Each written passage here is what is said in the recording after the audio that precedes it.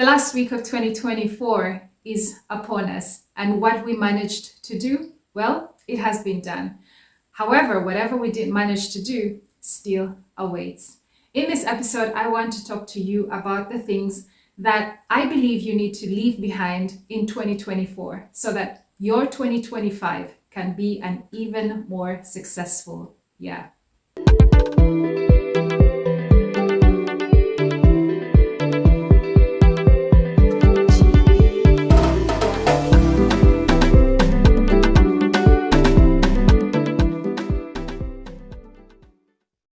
Welcome back to another exciting episode of Figuring It Out. This is the place where we have conversations that are going to set you up to win.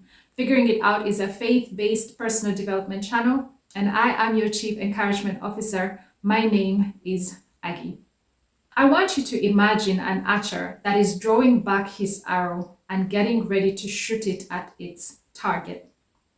The farther back he pulls the arrow, the higher the chances that this arrow is going to shoot out once he releases it, the higher the chances that it's going to shoot out with high speed and precision to hit its target. You've been pulling back, you've been hesitating, but this episode is going to get you to release certain things so that you can shoot right ahead onto your target with right speed and precision. So the number one thing that you need to leave behind in 2024 is laziness of any kind. So where you have been lazy, whether it's spiritually or physically or even emotionally, you have been costing yourself so much and holding yourself back. It's time to release that laziness and put in the work that needs to be put in so you can get the results that you need to get. If you've been following me on this channel, you know that I talk a lot about putting in the work. So my classic example is about weight loss, fitness, and just being healthy. If you don't put in the work, if you don't lift those weights, if you don't go for that run, if you skip the walk, the only person that is going to be held back by that laziness is you. So what is the area that you need to attack as far as laziness is concerned? Is it research? Is it talking less and doing more? Is it working out? Is it eating healthier food? Is it praying more? You know best which area. However, you need to attack that laziness with action. Thinking about it is not enough. Conceptualizing it is not enough. Meditating on it is not enough. You have to put in the work so you can see the results that you want to see. Point number 2 is excuses. The chatter in your mind that makes you hit that snooze button more times than you need to.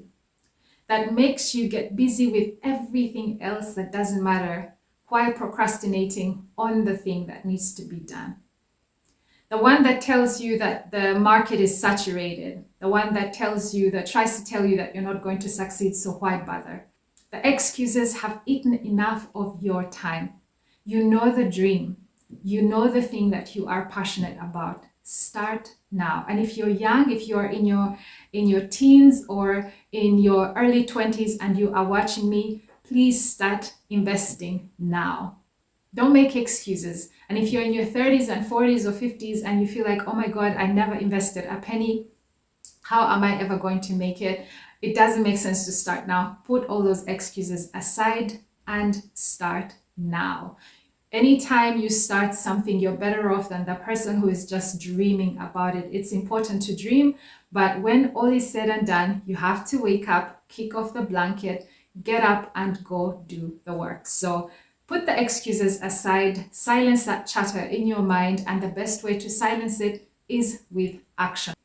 The third thing that we're going to leave behind in 2024 is everything that wastes our time. A lot of us are so busy concerning ourselves with what's happening externally that we miss out on doing that internal work, but not in 2025. We're going to leave every distraction behind and going to be focused so that we can get those results. Sometimes we waste time by doing good things, but good things are not necessarily the right things to do. I'll repeat that so that it hits home. Good things are not always necessarily the right things to do. It is good to visit a friend. It is good to clean your house. It is good to take the garbage out, but must you be the person who is doing it? I will link another episode to this one that talks about that just because you can doesn't mean that you have to be the one doing it. You really need to fight for your time back. Get your time back. And so sort through the things that you have been doing and try to see if it can't be someone else to be doing them. If you're a leader, for example, in an organization, perhaps this is the time when you have to start delegating more and trusting your team to do a lot more of the work that actually belongs to them, but that you have been holding on to, and it has been holding you back from living a more balanced life and growing yourself.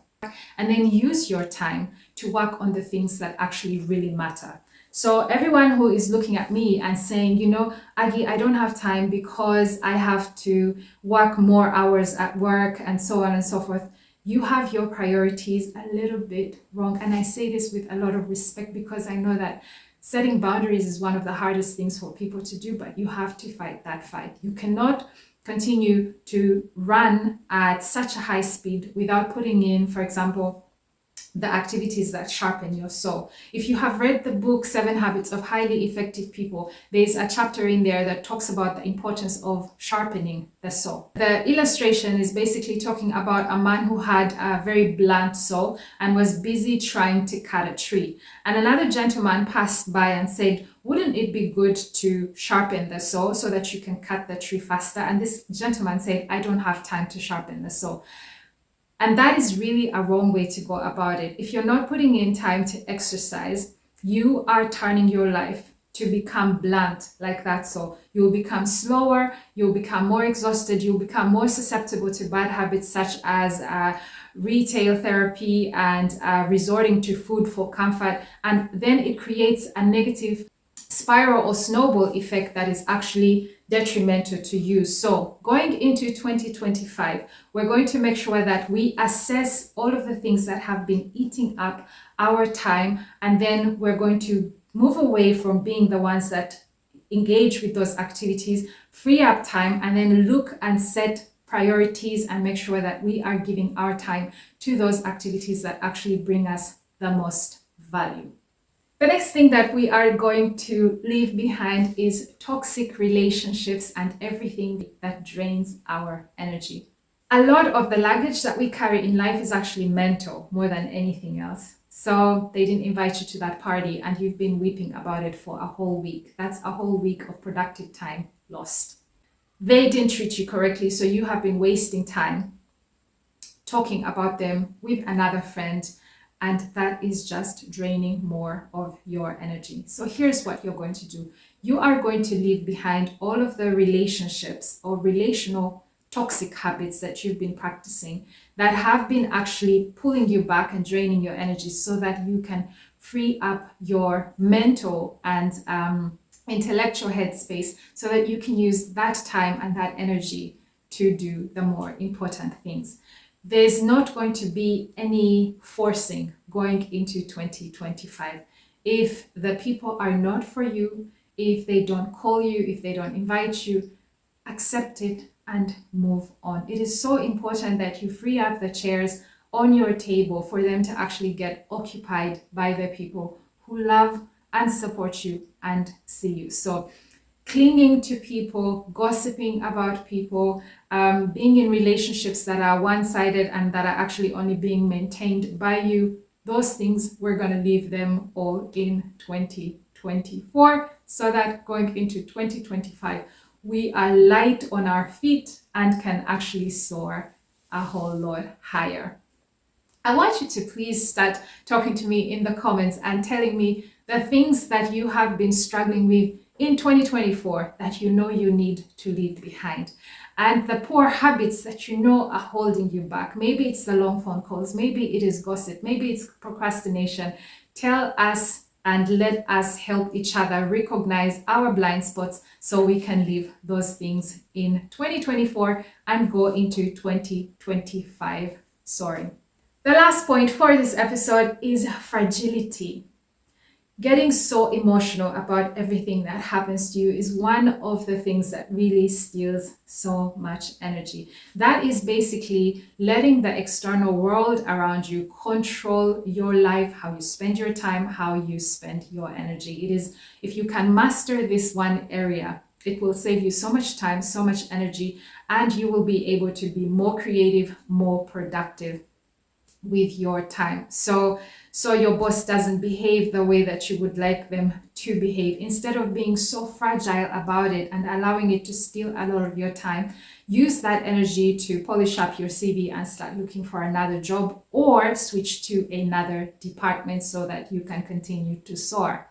So your boyfriend is not treating you right. Maybe it is time that you leave him in 2024 and move into 2025 healthier and happier, and doing the things that are good for you.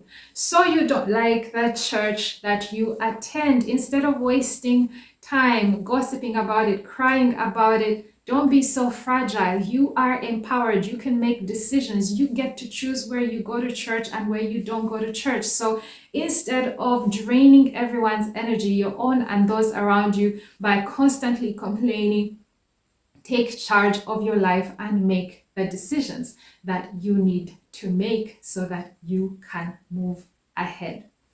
I have a bonus for this episode, and it is touching on your finances. In 2024, perhaps you spent on things that you had no business spending on, buying an extra pair of shoes when you haven't worn the last 5 pairs that you bought.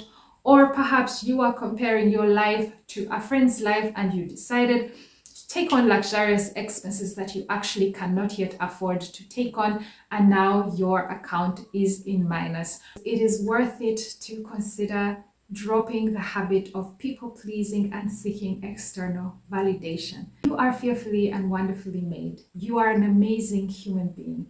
You do not need the outside world to convince you about that. God made you as a masterpiece, and that settles it. Controlling your emotions also goes a long way in saving you a lot of finances, because you stop being reactive and start being responsive. So when people rub you the wrong way, you're not running to your favorite shop to pick another outfit to make you feel better temporarily while punching a huge hole in your longer term goals that are going to help you to be successful. All of the points I shared in this episode actually tie one into the other.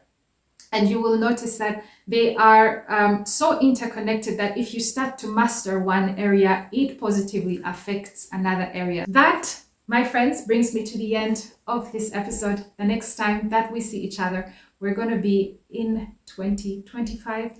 I pray that it's an amazing year for you. And I pray that, just like that archer that I mentioned at the beginning of the episode, you let everything that has been holding you back, let it go, so that you can really go into 2025 with great speed and precision, becoming a better and greater version of yourself.